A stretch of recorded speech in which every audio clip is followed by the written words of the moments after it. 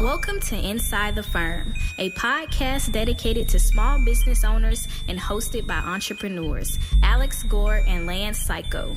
Each week, they take you on their journey of how to start, run, and grow a business by bringing you inside their architecture and real estate development firm.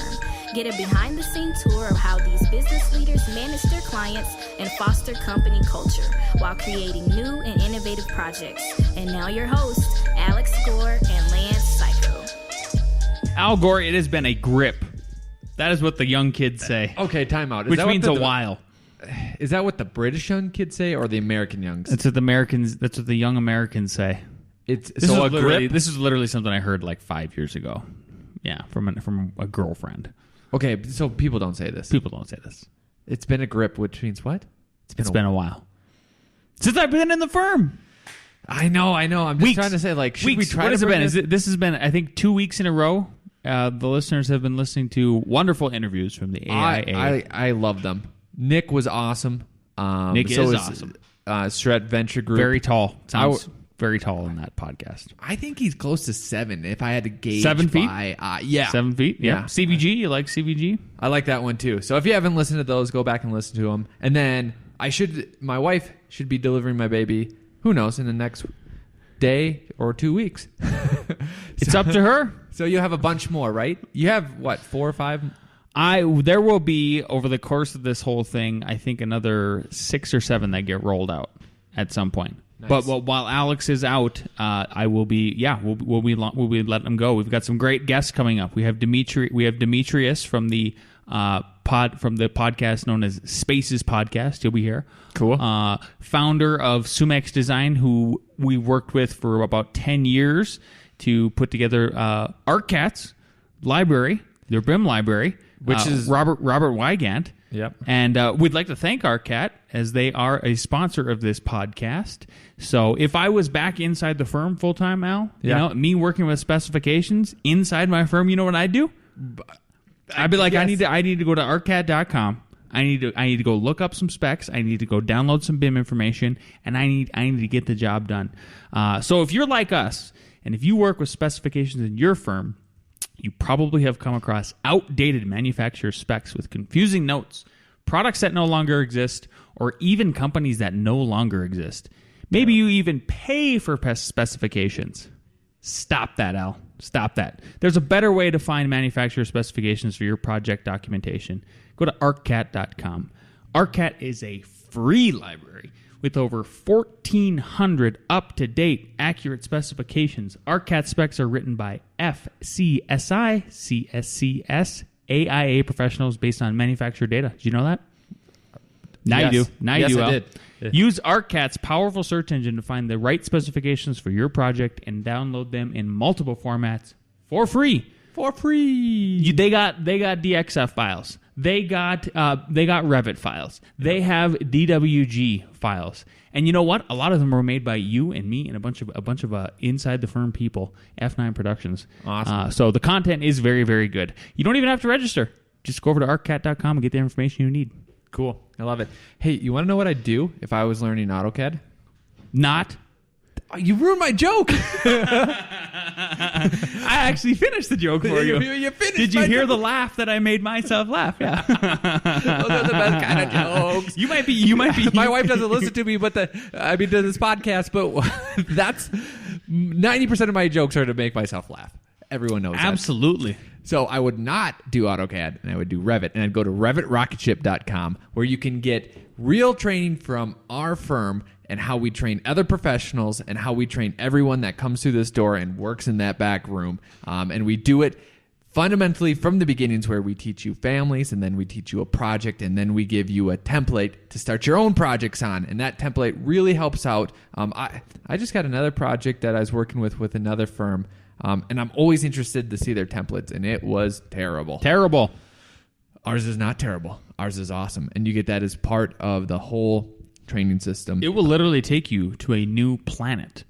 Oh, I love it. A new planet. Look at that. Of design. You're nailing design, productivity, cleanliness, mindset, all of these wonderful things. It's gonna make your life. It's gonna give you more life because you're gonna be more productive, right? That's absolutely true. Absolutely, 100%. You're gonna make more money. You're gonna increase your profit margin. You're gonna be able to buy your wife new awesome stuff, or your husband or your partner. Doesn't matter. Doesn't matter. Get it done. RevitRocketship.com. Go there, check it out. Yeah. Well, hey, we already kind of touched on this. Was for the AIA conference that I was at? Man, almost 3 weeks ago now, literally. And how fun it was.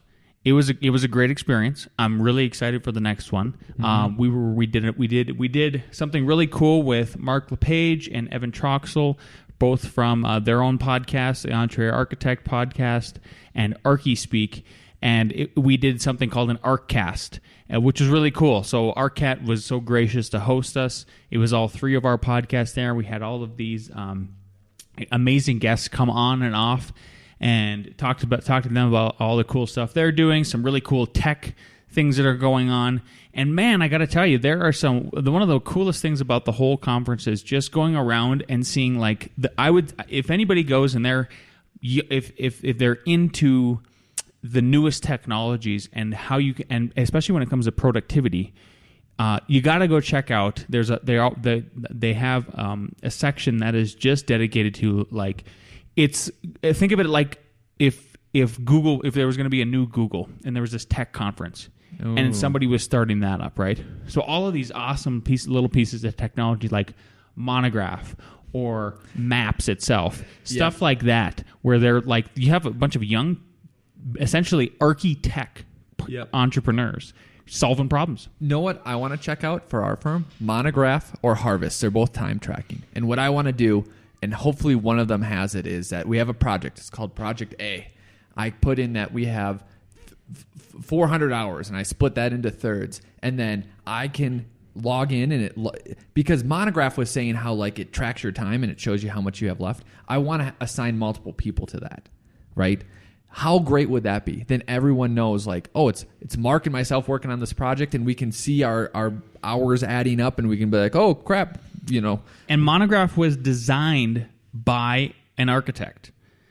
So we interviewed the gentleman on our podcast, with the ArcCast, and it was great. And so if you've never heard of it, go to Monograph. They're not a sponsor. I would try to get them to be a sponsor, but it didn't happen. Monograph.io. I just think it's worth mentioning because the beautiful thing about how I asked them during the podcast, you're coming at this from a tech side of thing. Do you know how to code? And they're like, no, I don't know.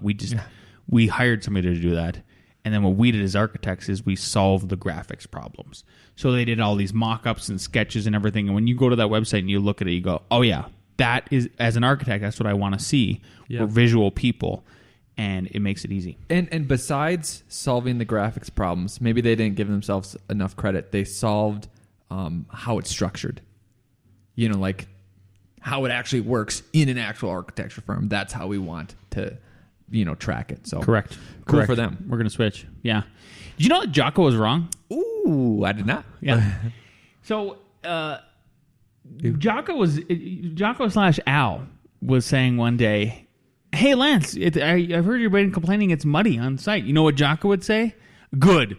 You know what I'm telling you? We're 30 days behind now because of that rain, so it's not good. Not only is it a crabby thing, but I'm telling you, even this afternoon as we speak, there's a storm coming in, and it's probably going to end up delaying plumbing another couple days, so it's not good. So I know exactly where you're coming from because I was on the job site on Friday when you were gone. I swear... Oh, the AIA conference, I was out on the job site, so I'm like, oh, this mud is a beast. This is terrible. This is it almost makes you not want to do work. It does make you not want to do work. The Stucco guys were there earlier this week, and our crew is great. They did my house. That's why we hired them, and we're going to apply this special non-cracking stuff. It's going to be great. Yeah. However, they set up the scaffolding.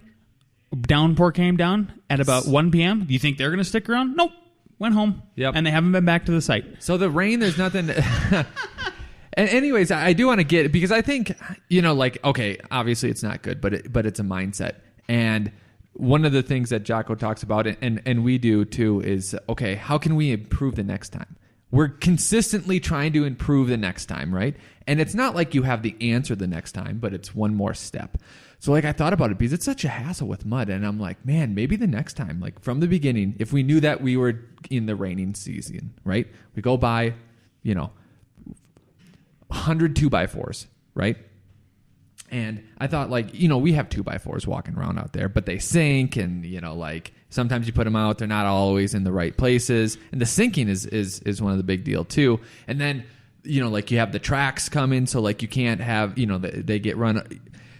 might get run over. But I thought, like, man, I think that we would be at least I would be of the mindset of, okay, this is going to happen. What's one step I can do to improve it, right? So you lay down 2, and then you lay down like a train track, so a couple the other way parallel, and then you have like 15 of those ready to go at all times, 20 of them, and you leave a little, like you run them down the center, and you leave a little place where the tracks can go over.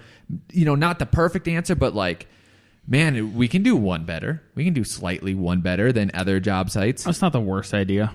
Yeah. Where I come from this is I go, man, if we can just, we should, if the modular, we interviewed with one, they interviewed with us, I should say that. We brought in this company we were thinking about maybe switching to modular. Because I was thinking, like, man, if we could be building the frames at the same time that we're doing the foundation, we cut the time in half, we cut the risk in half, but the problem is it costs twice as much. It did. And then, like, the way you have to plan for it with sort of if a box, imagine 2 boxes going together, and the top of it is already framed, and then the bottom of the other box, and so like you have double the space and everything. It's just a whole different logistics. But in my world, it is just the biggest thing that and I've been on job sites my whole life, but the amount of exposure that all of the materials have while they're getting rained on. So like even if there's one rain on your OSB or your sheeting that's on the roof, like the tiny house that we're building, there was one rain on it before we got it dried in. It's such a small structure, we dried it in one day, one and a half days. Yeah. And like you could see that the first layers like started to like puff up, and just like you can see it's affected and all that stuff. Yep. I would like to figure out if there's at some point, can we do a hybrid project on our next development? Maybe we just do a test too, and something like do all the stuff that's you're worried about getting exposed, all the wood, all that crap. Yeah. Do that offsite in a shop and do the foundation stuff, the stuff you can avoid. Like you're not going to avoid digging a hole. You're not going to avoid trenching for all of your underground stuff. Yep. You're not going to. That stuff is what it is. No, what I think the limiting factor is the height, the cost, and then the heights because of fire. So like if somehow you go into that in the beginning and you say, hey, look, here are all the issues. Here's how we're going to solve 10 issues if you will just give a little bit. And I would say one of our advice is, okay, don't go you might have to have a meeting directly with fire, but you might have to start on top, meaning city council. Because then you say, hey, we want to bring this up. And then from city council, you go to the building department and you tell them like, hey, how this is going to be a new way for construction. And then like, you got to be in the process. Then you go to fire and you say, hey, we just talked to city council and the building department guy is right here with us. All the pressure's on you. And you got to do it. It's got to be an affordable project, meaning affordable housing. Like you have to have that held over the whole time because then I think you have it in your back pocket, or not even in your back pocket, just right out front, and just say, "What do you guys want to kill an affordable housing project? Oh, come on! You don't want to hate the poor people." Blah blah blah blah blah blah blah. All that stuff. I'm serious. I'm serious about that. That's where I'm at. And then the second thing with this, with the fact that Jocko was wrong and you're wrong, is I was going to say, right when you do all your little solution that makes sense, like, and thus Jocko is right. Good. It's been a slog, man. Everybody's when people show up on Monday, on not like Monday, like it's like I'm just saying generally, when everybody shows up on Monday and it's just a sloppy mess. Everybody is so crabby on that job site, Al. It's tough, I'm telling you, and it gets taxing. It's a slog. Yeah. You'll see today when we walk through it, like there's a ton of just mud up and down everything. That's the other thing too, is like trying to keep these units as clean as possible. And then, at the end of the day, if we're doing polished concrete on the lower floors, like okay, now we got to, like, we're going to have to clean the concrete. Yeah. You know, I'm telling you, dude. No, I agree. It also like reminded me of the military. Like, what we got to walk where to where and set up what in this like this is crazy. And then you can't. Machines are getting stuck. It's just not. I'm telling you, the whole thing is like, I'm like, this is ridiculous. Yeah. So somehow we need to solve this next time. I want to seriously. Yeah, that's why like my idea about pods and my wife laughing at it is here's another silly idea for you.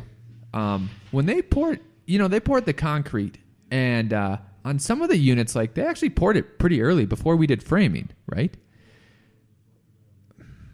I know it's not like work with me on this. Like, man, we should have just poured. What if we poured that drive down the center right away?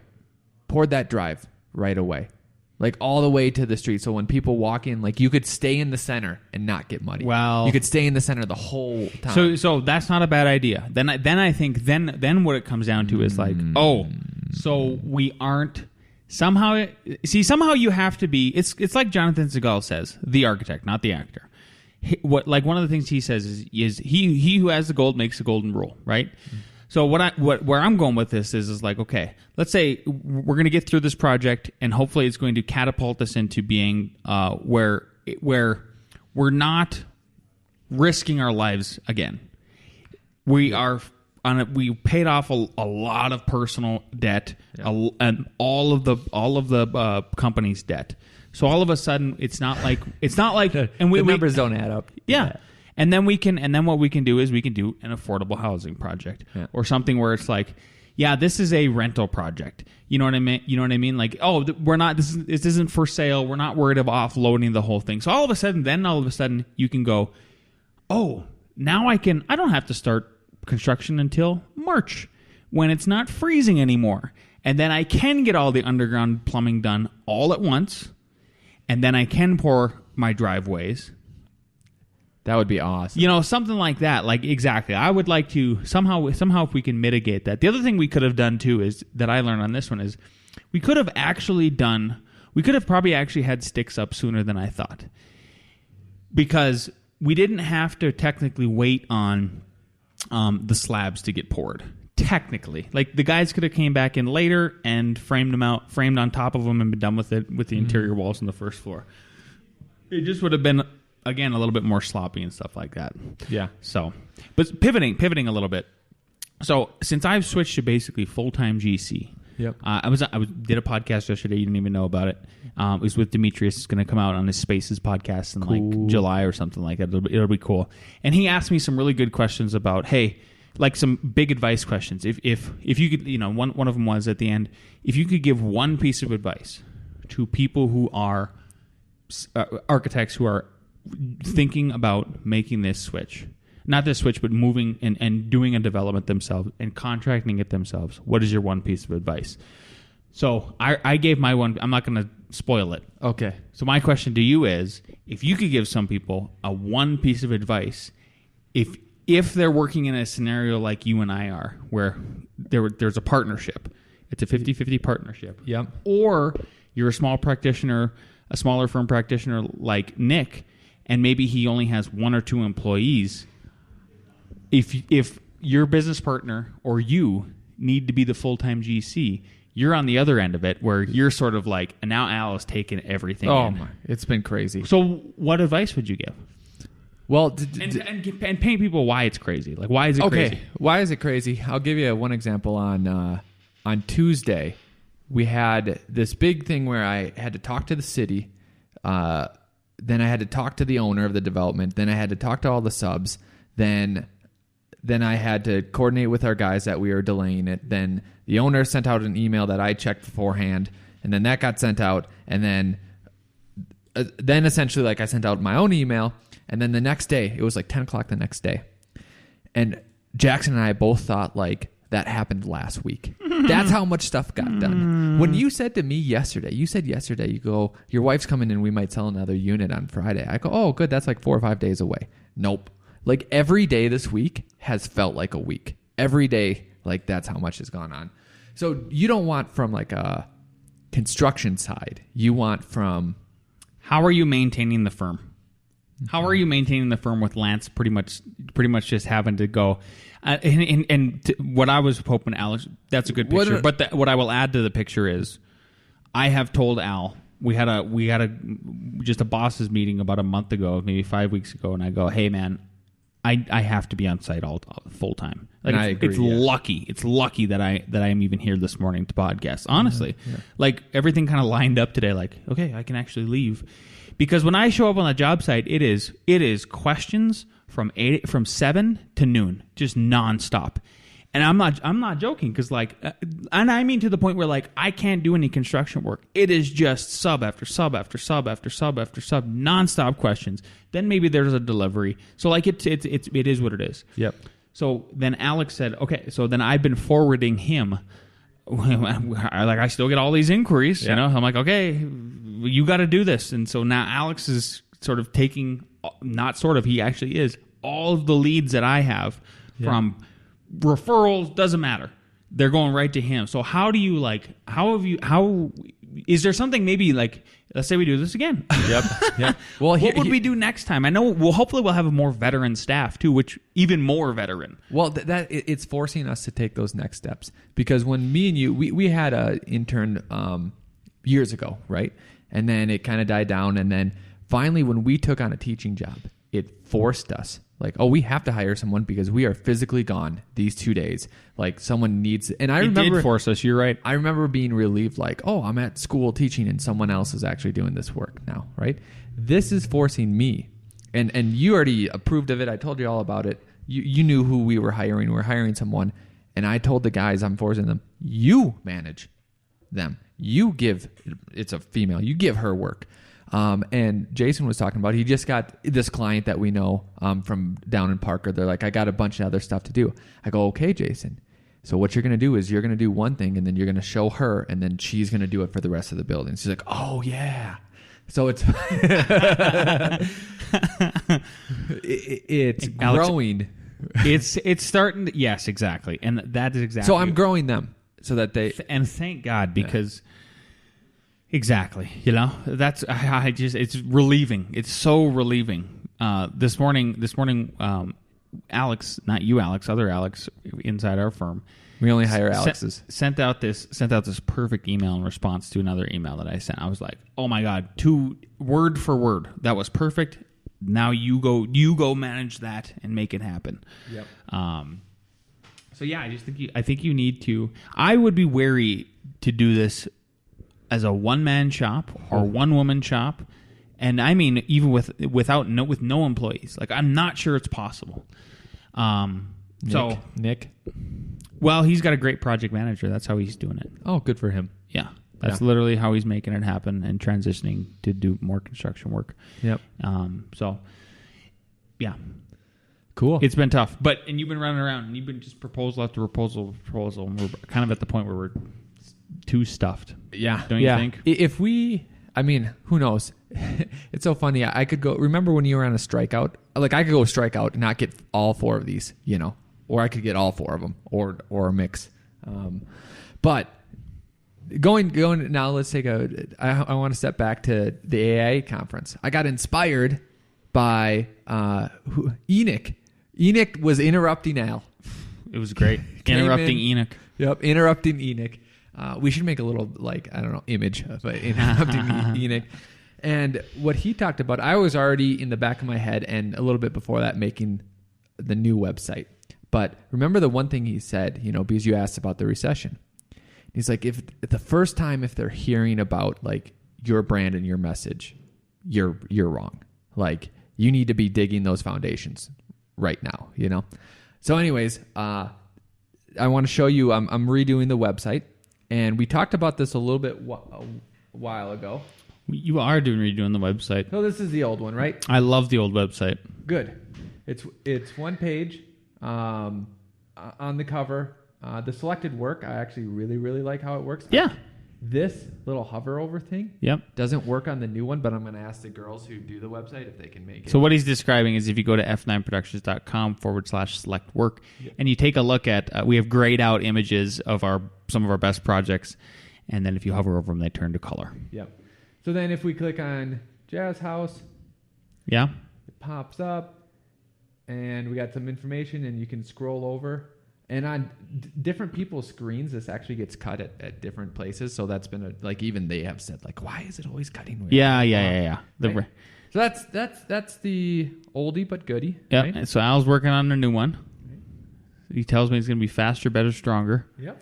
So here's a new one. You've remember this web? You've seen the concept for this. Well, what are you describing now to everybody who's listening and cannot see this? So basically, from the old one, we had a picture, and then we had a sidebar, and then we had some of our accolades On the right, okay. Yep. And it says, if you're looking to build, we want to help you find out how. Right. Yep. This new one is just a big picture with a family. But Al, is this the one you're showing me a draft of the new one? Test. Okay, perfect. So Al is showing me the test. Yes. Okay. Gotcha.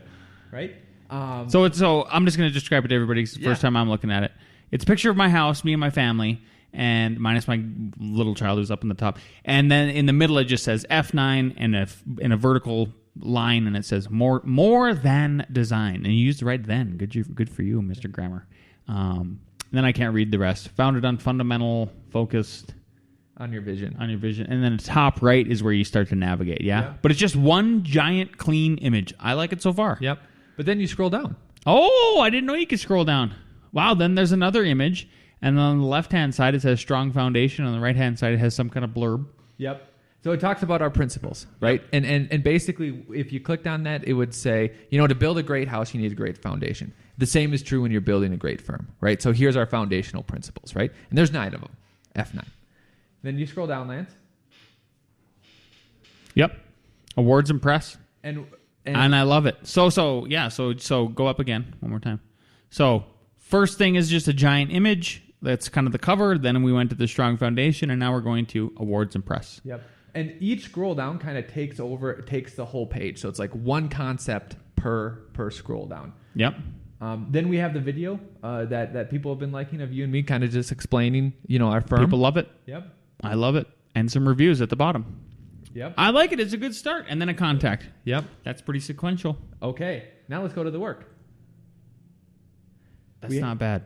This is not bad. You explain it since you've seen it. Exactly. So now he's clicking on. We were on the home page. Now he's on the work page. Left-hand side just has big text and different categories in this design, build, multifamily, commercial, residential architecture, and then ideas. Ideas is cool because what ideas is, and everybody should do this. I think some people do either, if in architecture firms, they either do on the boards, right? Yes. So you could think of that as ideas. For us, our on the boards version is we do the one fun project. And so we've already talked about this in the podcast before. The first one is the Amazon skyscraper. Second one is the skyscraper Alex and I did in school. The third one is Flood House. I got us a ton of press locally and internationally. Yep. So now I'll click on one of them. Well, this is not bad, Mr. Gore. I always want to, just so everybody knows, I always want to contradict him when he does this stuff, but as a contrarian. But he's doing pretty good. But today he won't. I don't even know if he needs a raise. So what? So I clicked on a project. He clicked on the first project. It's El Dorado Climbing Walls, which is our shipping container project, interior one, and it's got just a big image, and then at the bottom stats that are kind of clunky for some reason. I don't know. He'll figure it out. And then a description, and then just a ton of images. Just a crap ton of images. Keep going, Al. Sweet. And then a contact. Yep. I love it. Who else was I talking to? Oh, the CVG podcast. So I think that was 113.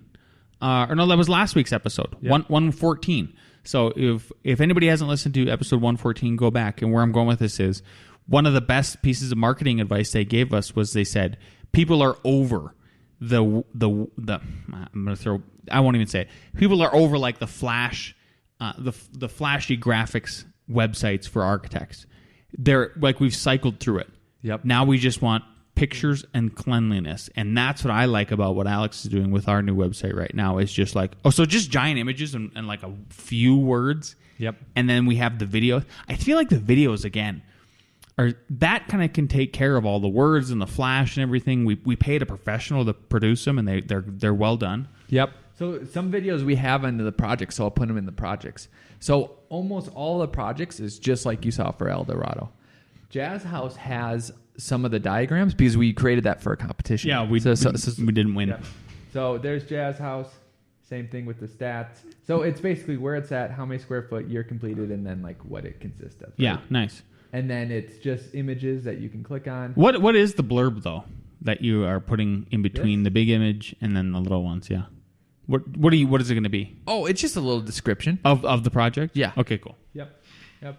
And then this one had those ones that we had. Yep. So now at the bottom, and then the video. What's the idea behind the video at the bottom of this project particularly, and what is the video? So when we talked for like 30 minutes, our video lady cut them up into segments, and some of them were based around projects. Yeah. So instead of having all the videos in a row, like, if we had a video for that project, it goes with that project. Yeah. And the videos, just to recap, if you're a new listener, what Alex is talking about and what I'm talking about is we paid a professional videographer / photographer to come in and kind of do an inside the firm sort of thing where she asked us what our process was. And what we wanted to do is, since we're so heavy on internet marketing, and we've always been that way, and we always will be that way until maybe the internet goes away, and I don't know what else happens.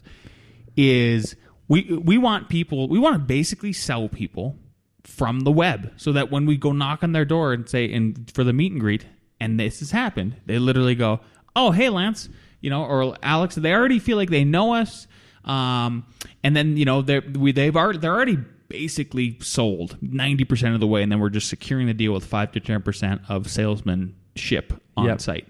So I want to show you two more things. And so he's dispersing those all over the website. Yep. I can't recommend doing videos for yourself. Yep. In a professional way on your website. Yep. So now I clicked on a new tab. It's the company tab, right? Yep. So Lance will explain.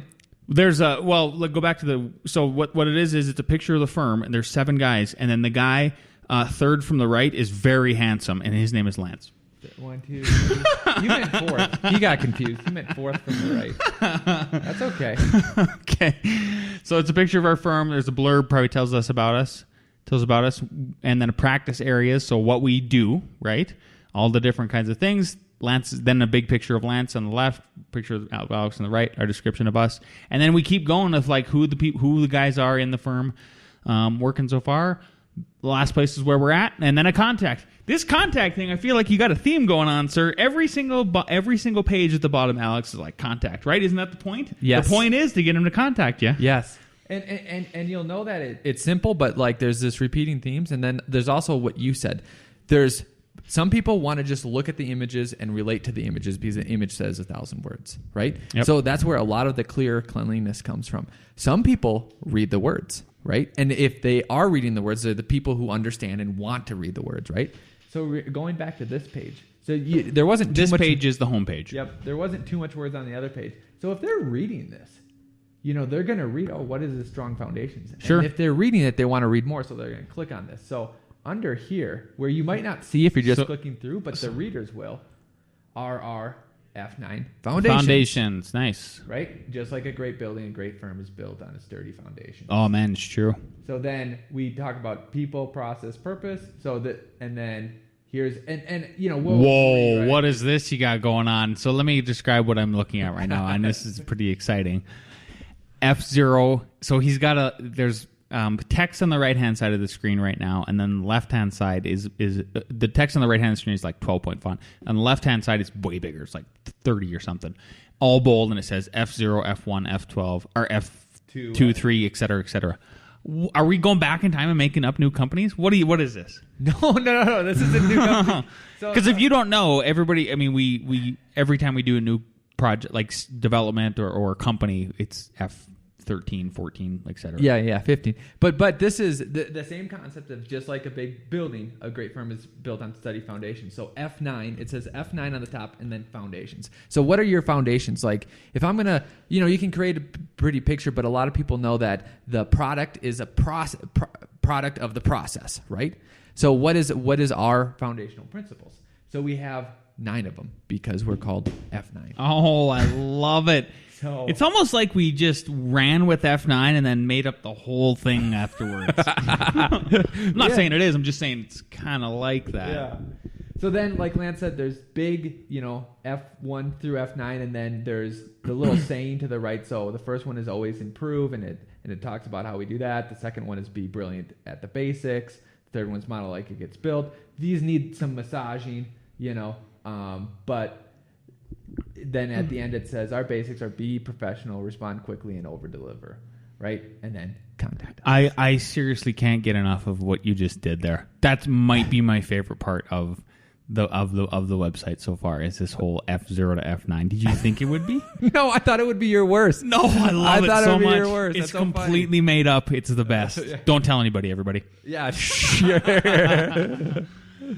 But seriously, isn't that cool? I mean, that's what it's all about, is like even designing kind of just like reverse engineering. Let's say you called yourself Blob Architects or something like Blob? Yeah, I don't know. I just can't, Blob Architects. And then all of a sudden, like it's building, litigation, organization, and growing.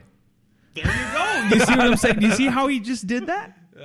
Think about how you could do that in so many different ways with so many things that you do. Just keep design your life, man. Yeah. There's a book about that, right? Creativity Go? Yeah, go check it out. It's on Amazon. Some handsome devil made it. Handsome devil. Yeah. Cool, man. Well, I'm excited. When are we going to launch this thing? Probably Monday, honestly. Wow. Have you had your mom proofread it yet? Because that's what another gal said on the podcast last episode, 114, CVG. Make sure somebody else proofreads. It's so funny because that's what the timeline is based on, is when my mom can proofread it. His mom has read and she will as long as she's on this earth. Yeah. Proofread every single one of our websites. And I think we're on probably version 4 at this point. Yeah. Yeah. Yep. So I have snuck some by her. So if you find any, and then you're going to also get it, like any kind of weird glitches or stuff like that changed with 27th Letter Media, who's our web consultant. Yeah. The only thing, like, take a look at this. So Al's we just clicked on Mark II, our development. Tell them what it's doing. And it's doing the video. It's doing the video walkthrough, which is amazing. Yeah, it's a little bit shaky. I might have to fix that. But here's my only thing with the glitches is that just getting text to line up. Just get text to line up. What do you mean? Maybe this shouldn't be a bigger size. Put stats in the center. Right here? Yeah. And then make this the same size, and then make this right under there. This looks clunky. Yeah. So, yeah. That's that. Awesome, dude. I'm excited. Great job. Great work. Look at you doing stuff. Doing things. Okay. Where are we at? Where are we at and everything? Oh, design and construction tolerances. I added construction tolerances. Tell me about your design tolerances. What are you doing? So, what happened? Our big, nice project. We have these balconies that are cantilevers, and I've been getting guff from the owners that it's not going to work. Like, I don't know, Al, with your ideas, question mark. And then also with, how our floor systems are going to work, and the 2-foot deep open web truss, stuff like that. And then the structural engineer came, and I was like, okay, this is how I'm proposing it, and I kind of sketched some stuff out. He's like, you know what, I think we can shrink that to 18 inches, and that will work fine. I go, great, because that will help us on heights. And then he had an even better idea for my balconies. And like the contractor and I actually looked at, we're like, oh, that's amazing. So this is going to work even better than we thought. But what's great is like I blocked out what bigger height than I thought that I needed. So then like it looks even better. And because things always like, you always need those extra inches. I can't explain how much one extra inch helps. Jesus, it's so much better. Like, quit trying to do 3-foot exact stairs. Just give us 3'3". And like in like the duplexes on our project, they're 3'8". They're amazing. They're amazing. Yeah. Jeez, just give us an inch. Yep. Exactly. Telling you, out on site. Where I wouldn't give an inch though is, and this is being Ross. So Ross and I put together. We are building the fourth tiny house. At F9 has designed that is going to design and build, and we dried it in the last 2 days, like I already said, and we installed the windows and the doors. The windows were the perfect tolerance for the rough openings. it was basically a half inch on width and height. But these doors, I got to show you. You'll see these gaps and stuff. Even on the new doors, like, why are we adding 2 inches to the height of this thing? There's a gap. Like, why aren't we doing the same thing with a window or as the windows? We're like, oh, it's just a half inch overall. Like, I don't understand. You'll have to see on site. So it's been a really good learning experience for Ross being out there on site, seeing how all this stuff goes. I feel like he's just going to catapult him in terms of feeling comfortable about doing certain things. But where I was wondering where we were going with the design tolerances was like, once you're out in the field and you see how kind of crude stuff goes together, wait till you see the sewer today. You'll be like, that's it? Like, this isn't rocket science. I'm telling you, they're tapping in literally to the sewer today, dropping a manhole. It'll be a really good thing for everybody to see in the open hole. Yep. But like, should we really care about a 1/4 inch? You know, on drawings, like somehow making sure that we're just like, I don't know, to the half inch or to the inch. Like, everything's to the inch. Jeez, you don't got an inch. Oh man, if you can just get away from these eighths, and I know it doesn't always work out because sometimes you'll have like a firewall, and then the 5/8 comes into play, and then if you're dealing with the commercial, but project, if you're measuring from framing to framing, then you're going, we're going 3'2". You know, for stairs, not 3 foot 1 5/8 or 1/8. 3 foot 1 1/8 is what it would be. You know, no, we're 3'2" is what we're going to. That's it. Yeah. Yep. Stuff like that. So cool. Field experience, it just matters so much. As much as we can get, as much as you can get people out into the field and literally working with their hands and taking a look at it. It's one thing to observe it. I just can't stress enough how much it is to be 90 degrees, and you're trying to move something big and heavy into a very small space or something, and then to go, wow, that gave me a whole nother level of empathy for all the subs out there doing their thing, and keeping that in mind when you go to design your next building. Make it happen. Do it, Al. You already showed me the website. Yep. So let's have Nick back with Nick Reads. All right. Taller than ever. Hello, best friends. I hope you all had a great couple of weeks. A big reading. When Columbus returned from his discovery of America, his fellow explorers started questioning his feat. Anyone could have found America if they would just sailed long enough, they said. In response, Columbus took an egg and asked the gentleman to place it on the table in an upright position. Thinking it easy, they started trying to balance the egg. After a round of failed attempts, they concluded it couldn't be done. Columbus took the egg and hit it hard on the table, making the bottom crack flat so it could stand. Hey, that's cheating. You didn't say we could crack the shell. If you do, that is easy. Columbus responded, that's right. It's impossible until someone shows you how. Bjarke Ingels. Yes is more. Al. I'm going to go grab a nap. Toodles! Have you ever balanced an egg? Like on a spoon?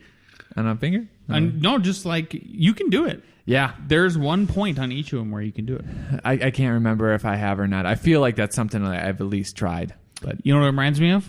What? Setting doors. Yesterday. Balance an egg. You could Yeah. set a door. There's only one way to do it. And it's, you know what I mean? Honestly. And there's only, it has to swing in and out. And if you get it crooked, it's not going to happen to that. So.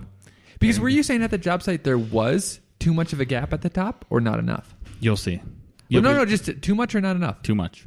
Because what if that's the problem? What if everyone from all the shitty contractors is like, no, we need so much tolerance because the floor can be a half inch off.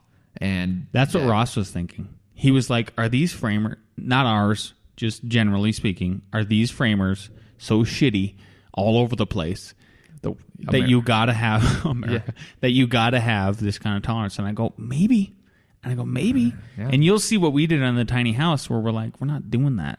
We're just going to, we're not, why are we doing this? Yep. Because just think if the tolerance was only was 1 inch and they were a half inch off and the floor was a half inch or 3/4 inch off. Now you're screwed. So they're like, screw it, 2 inches. We're only going at 2 inch increments.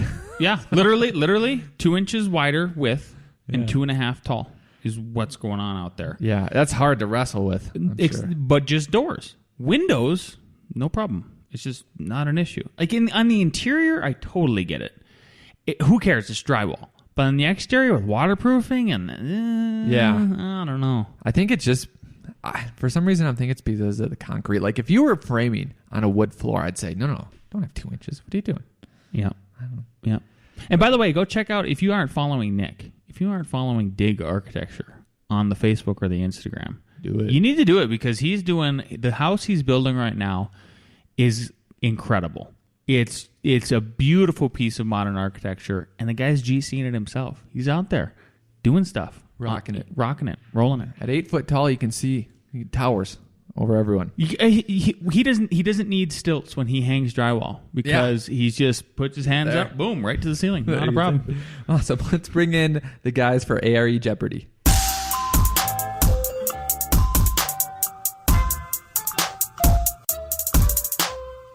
All right, question 1 coming at you hot. IBC 14. I'm not going to read all of it. It's like point whatever. Masonry veneer units. We just had a lunch and learn about this. Shall be adhered to the mortar scratch coat with a nominal blank inch thick setting bed. A, 1/8 inch. B, 1/4 inch. C, 1/2 inch. D, 3/4 inch. Doo-doo-doo. Doo-doo-doo. A, 1/8 inch. B, 1/4 inch. C, 1/2 inch. D, 3/4 inch. All right, we have B, C, C, B, C. So it is C. Perfect. Okay, 3 people are on the board. Question number 2. Okay. When attaching fiber cement siding, how deep should the nails penetrate? This is also IBC chapter 1405.16. Should it be A, 1/2, B, 1 inch, C, 1 1/2 inch, D, 1 3/4 inch? Doo-doo-doo. Yep. A, 1/2 inch, B, 1 inch, C, 1 1/2 inch, D, 1 3/4 inch. C, D, C, A, C. Zeros, it's B, 1 inch. Look at that. Wow, nobody got it. All right. Nobody's getting these next 2 right. Number 3. How far from an exterior opening does the exhaust vent from a water heater need to be? A, 2 feet. B, 3 feet. C, 4 feet. D, 5 feet. And I'll change it a little bit. How far from an exterior opening does the exhaust vent from a water heater need to be at a minimum? 2 feet. A, 2 feet. B, 3 feet. C, 4 feet. D, 5 feet. I can't see that far. I know. I'm having trouble. B, A, B, C, B. What is it? And then hold it up if you get it right. What's the right answer? B. So do we have a leader yet? We have a tie for the leader, right? 2-2? 2-2 right here. 2-2. Okay, 2-2 tie. Number 4. Where should an exterior gas meter most likely be located? A, within the first 10 feet of the building that faces the street. B, within the first third of the building that faces the street. C, within the first half of the building that faces the street. D, the rear of the building.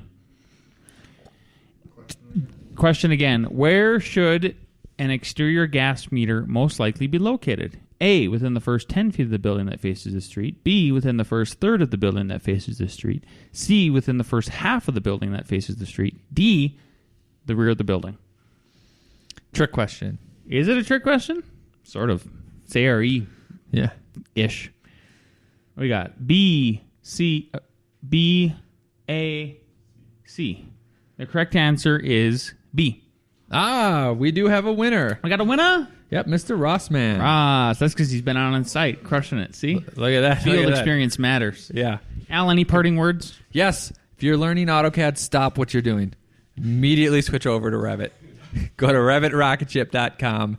Check it out. Guaranteed if you don't like it, you get your money back. So just at least go look at it.